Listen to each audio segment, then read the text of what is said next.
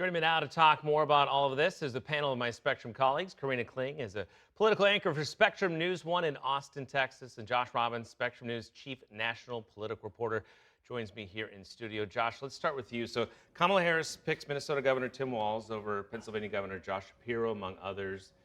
What do you make of it? Will it make a difference? And what about this whole cross-country trip this week they had? Well, we'll start with that. They're definitely getting a lot of air miles in, and they're getting a lot of crowds, and it is ruffling their opponent, Donald Trump. As far as the pick, I don't think that the vice president at the end of the day really matters all that much. I think you have that same philosophy, unless they're doing something that's glaringly bad. We can get into the details of why she picked Tim Walz. You know, there are some people who are a bit hurt about it. They wanted Josh Shapiro, but ultimately, I think that she picked Tim Walz for two reasons, and reporting is bearing this out. Number one, she had more of a connection with him. And number two, it didn't seem like Josh Shapiro wanted to be the second banana. He has a good job as an executive, and it seems like he wanted to have some kind of deal where he would have more power, and I don't know if that would have worked. But I don't think that there are lingering hard feelings. He had at her first rally in Philadelphia after this, he was the one who introduced them, and he was very enthusiastic about it. Maybe he would have been good for the ticket overall, maybe not. We'll never really know. Yeah, got to be all in. She wanted that. Yes, exactly. And, Tim Walz is all in. There's no question. He is all in, and I don't think that he has presidential, well, I think everyone has presidential ambitions who gets into politics, but I don't think that, at least now, he's not showing signs that he's going to be nudging her or being overly restless. He seems very deferential. Yeah. So, Karina, last week, Trump seemed focused on Harris's race and DEI. This week, as we saw in that news conference, he went off the rails, frankly, about crowd size. So Republicans I've talked to believe they wish he would just focus on immigration and the economy, and they believe he would win the race if he did that, but they fear he won't. Are you hearing that in Texas, or is it just so red in Texas that it doesn't matter? Well, I mean, first off, I think I'll just say that I think Trump will win Texas. I don't think even a Harris at the top of the ticket changes that here in Texas. Maybe she does a little bit more to invigorate Democrats and reinvigorate the party, and perhaps that helps down ballot Democrats more so in Texas. But this is, as you said, still a very Republican state. That being said, I mean, I think a lot of Republicans that I've talked to here in Texas would like to see Trump just focus on the issues. They've gotten used to this. They're going to stand by him no matter what. I mean, I think from day one, this is probably what Republicans have said about Trump, even as he rose to the top of the party when he first ran for president. But I think, you know, if he sits there and focuses on immigration, if he focuses on the economy and really attacks Democrats on those issues, that's what the American people want to hear, and that's what they care about. So I think Republicans can kind of, you know, laugh it off and say, oh, that's Trump being Trump. But at the end of the day, I mean, we've seen some people say, you know, maybe his time is up and maybe his time is over. And now that he is the presidential nominee again, they're still backing him, still behind him. But they would like to see him more focused on that rather than some of the rhetoric and some of the other issues that he's bringing up that a lot of the American people just don't care about. Yeah, we'll see if he can do that. So, Josh, I think everyone has felt this sort of swing towards Harris in the last week or two. Yeah. We're starting to see some data on that in the form of a Marist poll.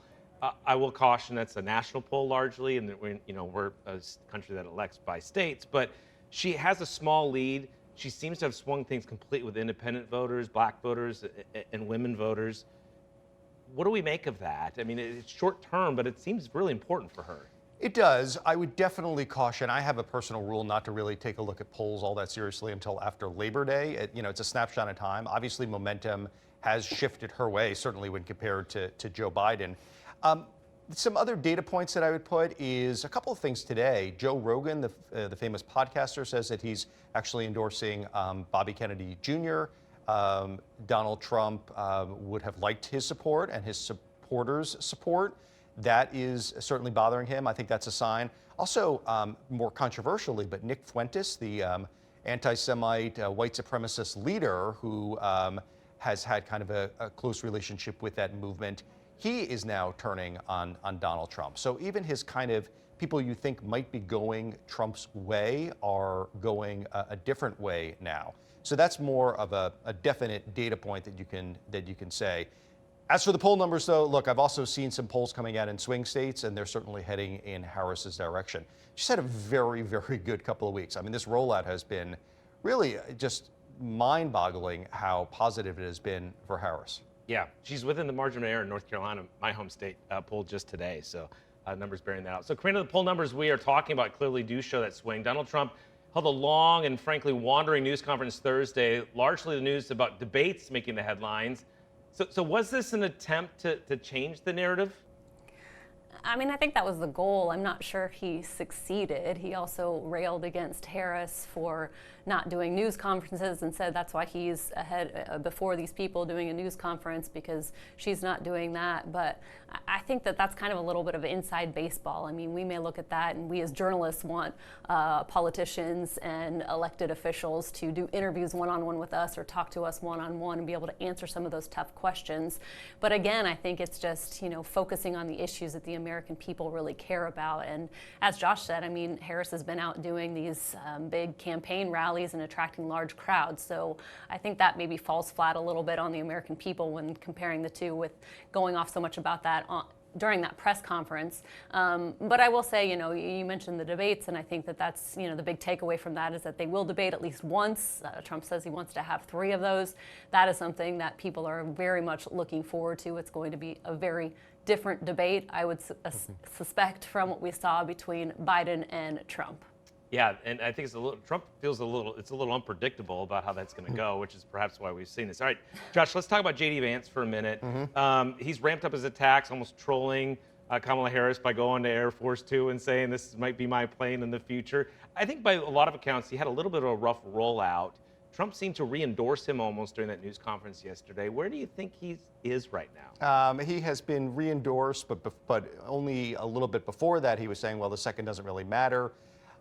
J.D. Vance is taking on his traditional role as an attack dog. I imagine we'll see more of that. I think that they'll go after Tim Walz's military record, which already many people are pushing back on, just on the accuracy of it. Even the Wall Street Journal editorial board is pushing back on that, and they're no fans of Tim Walz or Kamala Harris. All right.